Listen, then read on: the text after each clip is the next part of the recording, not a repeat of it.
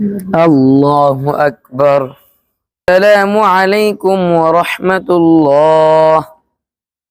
আসসালামু আলাইকুম ওয়া রাহমাতুল্লাহ। আল্লাহু আকবার।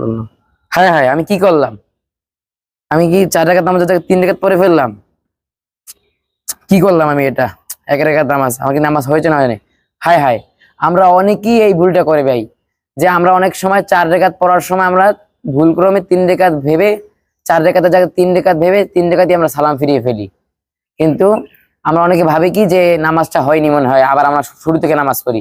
কিন্তু না ভাই, আমরা এইভাবে নামাজটা নষ্ট করি অনেকেই। এটা সঠিক নিয়ম না ভাই।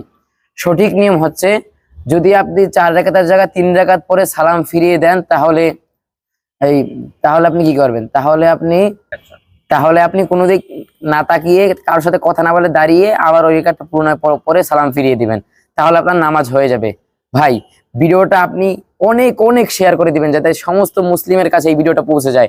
আপনার একটা শেয়ারের মাধ্যমে লক্ষ লক্ষ মুসলিম জানতে পারবে, তারা সঠিক নিয়মটা জানতে পারবে। সবাই ভিডিওটা লাইক করে দিবেন।